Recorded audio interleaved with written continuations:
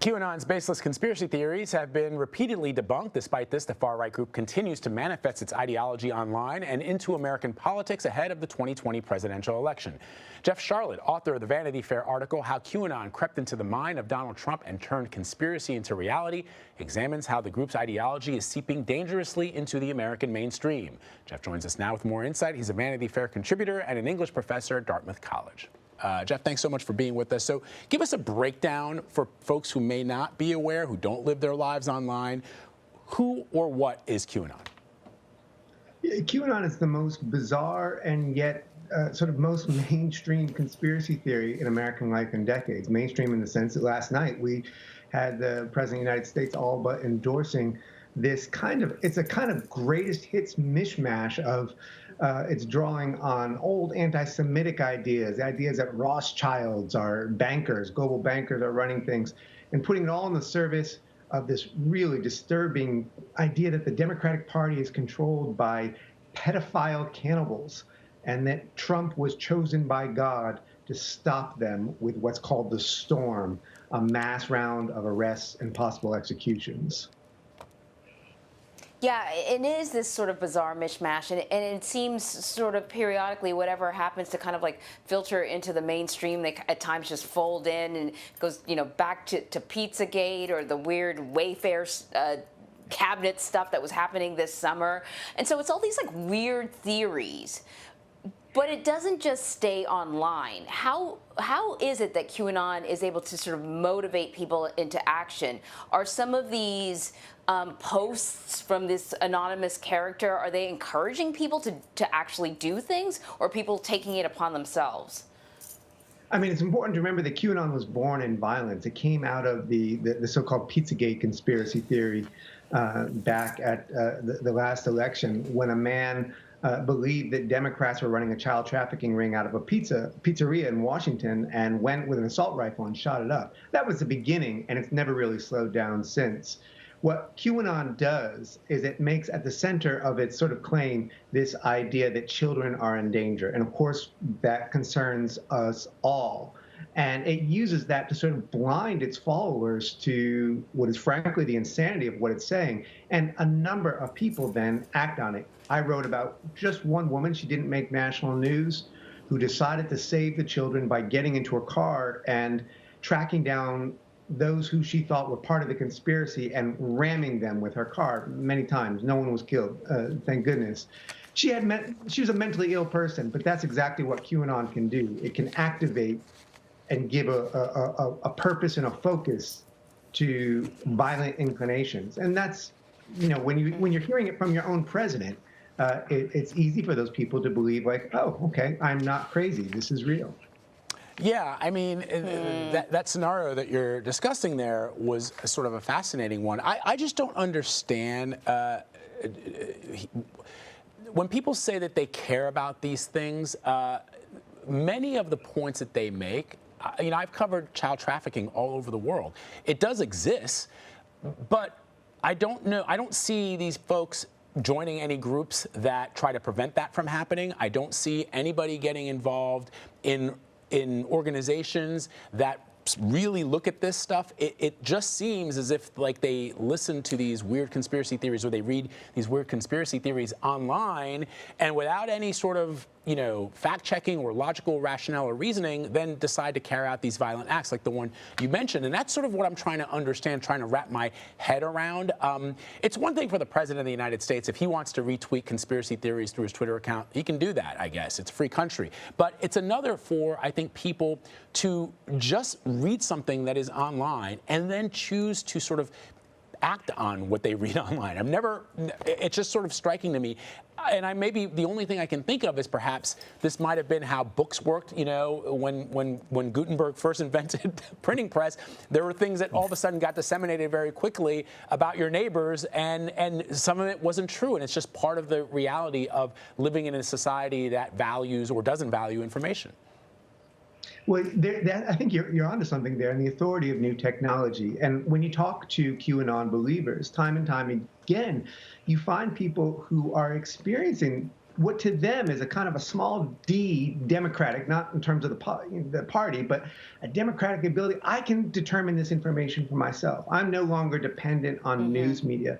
And QAnon is all about let's research together. So they're constantly talking together, and they go down, this is their phrase, to go down the rabbit hole and to go from one YouTube video to a next, to start pulling up legal. I mean, they read law, they read between the lines and so on. So they feel this incredible empowerment, and they feel like they are doing what is necessary. And they feel like, frankly, that they're doing what they've been told, again, by the president and by many, many right-wing leaders now. The media is not. Absent the media, they become the media.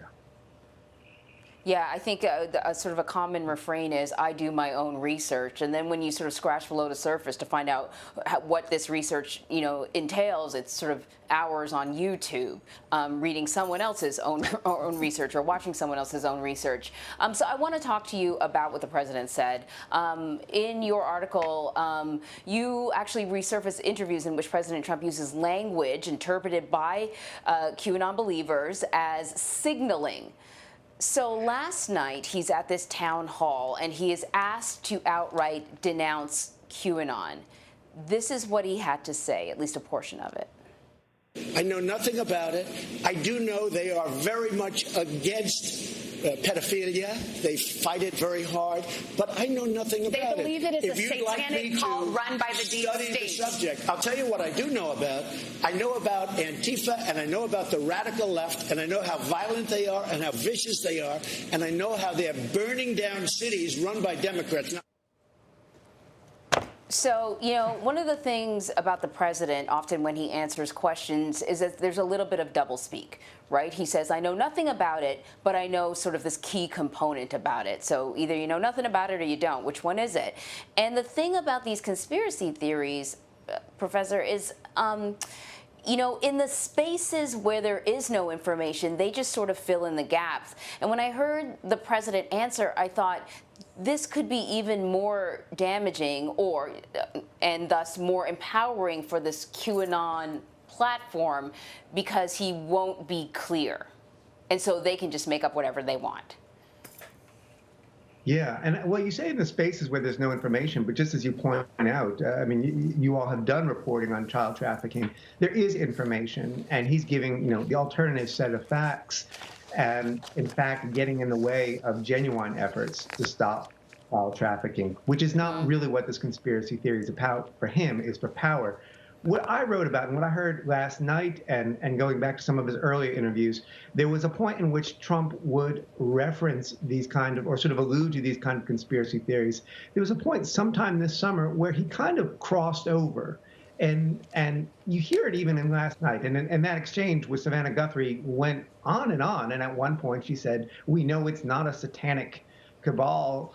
And he says, no, we don't. And you don't know that. And he's real. I think we have to take seriously the possibility that he believes what he is saying now. At this point, that he has, in some sense, taken this conspiracy theory, which he used for political gain, and he has absorbed at least some element of it into his own worldview.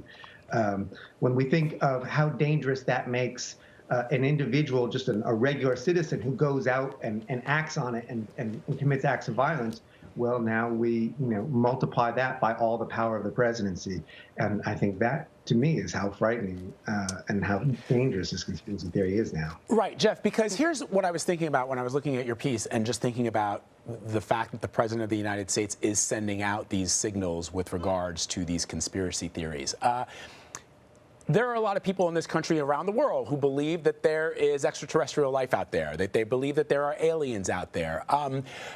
Now, I may be one of those individuals who thinks that, right? But if the president of the United States in the 1940s and the 1950s, if President Truman and President Eisenhower and President Kennedy all said, yeah, well, there may be life out there, but specifically with regards to Area 51, we're not doing experiments on captured aliens in the desert. That doesn't exist. We haven't retrieved bodies of aliens. You can trust me on that.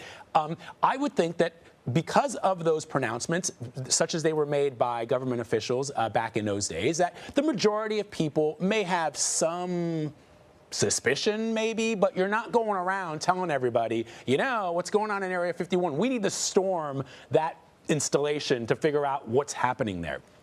In this case, you've got the president of the United States going, wink, wink, I don't know if it's true, but maybe it is true. Who knows? And if you have that coming from the commander-in-chief, that to me is sort of where this is all originating. People are wondering, why is this gaining steam? Why are there some Republicans who are running for office, endorsing people who are QAnon supporters? Because the president of the United States is giving air to these conspiracy theories. And it strikes me that if he did not, if he condemned it outright, if yesterday when Savannah Guthrie asked him, he said, it's a crazy thing, I don't know anything about that, I don't want those people as part of my campaign or part of my platform, we wouldn't be talking about this. Does that make, I know I gave you a lot there, but. Yeah. No, and I think that's so important. And of course, we should note that some Republican leaders have done just that, and some very conservative leaders. But at the same time, you know, you use the example of UFOs, and I always think about the sort of the academic studies that show some huge portion of Americans believe in UFOs, but that doesn't cause any damage. On the other hand, now there's a recent survey that shows over half of the Republican Party subscribes to at least some degree of this violent conspiracy theory. A conspiracy theory that calls for, again, what it calls a storm, which says that Trump is planning a mass arrest of thousands of Democratic leaders to be followed by trial for treason and execution. Because they're pedophiles, because they're cannibals. And now think of what that does to the political discourse. If you disagree with a Democratic politician, you think he has the worst ideas possible, that's one thing. But if you think he is part of a sinister pedophile, well, sinister, is there any other kind of cannibal, he's pure evil, he's satanic, and that this has become a final spiritual battle, suddenly that licenses you to do anything. That certainly convinces you that there will be no fair election. You can't have a fair election if you're running, as QAnon maintains, literally against the devil. You can see how that serves Trump. You can see why he won't back away from it. And that also explains to a certain extent why, even as some Republican leaders have denounced this, far more have not. People we know better, and yet they are making an actual deal with the devil for the political utility of this mass delusion.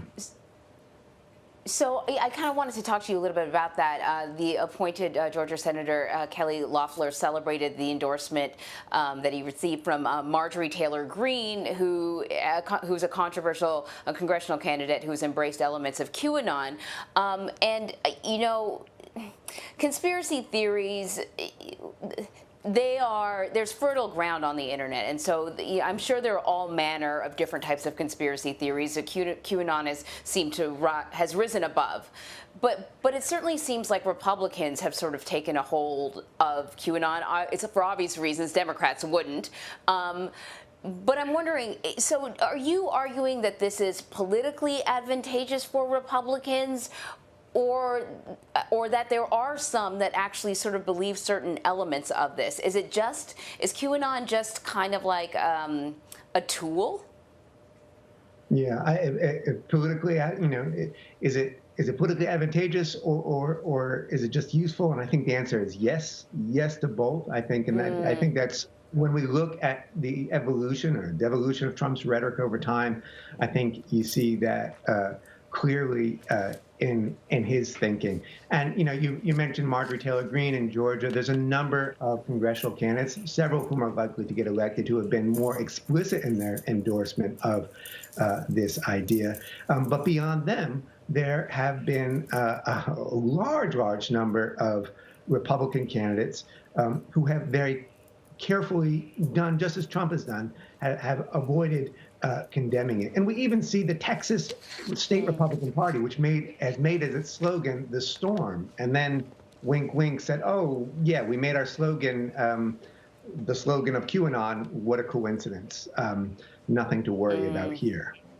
Jeff, before I let you go, let me ask you about something that I don't know that has been explored as much as I think perhaps it should be. The Times of Israel had an interesting article. When we mentioned Kelly Loeffler, we mentioned that she is celebrated the endorsement of Marjorie Taylor Greene. Now, Marjorie Taylor Greene, who is somebody who believes in QAnon allegedly, she appeared to accuse George Soros, she appeared to accuse the Rothschild family of being involved in this cabal of Democratic pedophiles.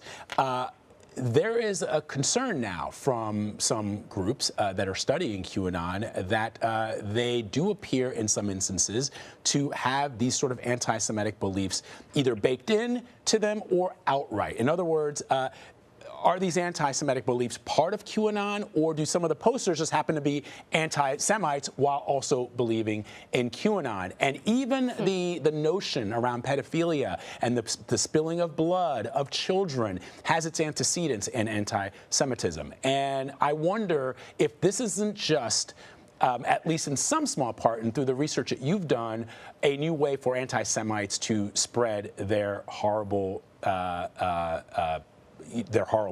through the internet. Yeah, absolutely. It is deeply baked in, and just as you say, that the idea that there's child sacrifice, and the details are too revolting. That the idea that Hillary Clinton and Barack Obama are using blood and fluids of children to make things. This is an old, I mean, hundreds of years old anti-Semitic idea called the blood libel. This is the idea that powered pogroms in Tsarist Russia. This is the idea that powered the Nazis.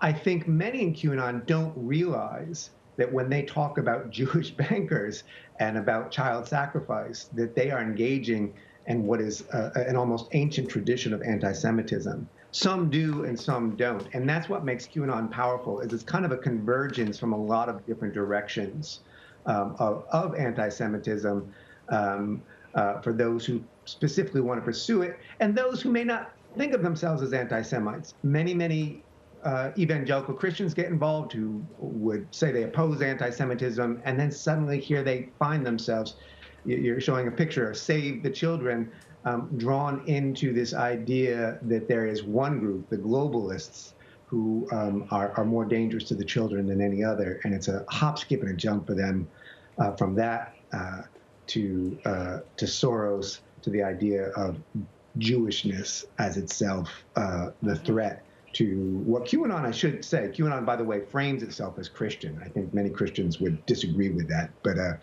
what QAnon frames itself as a Christian Great Awakening.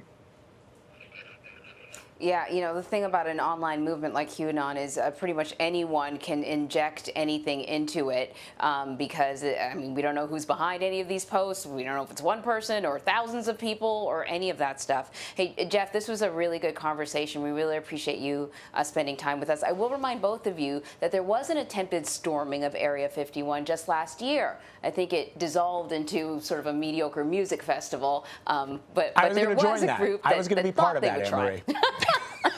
I want to know what's going on there. I'm not surprised. Jeff, Charlotte, thank you so much. The article was really good. Thank you.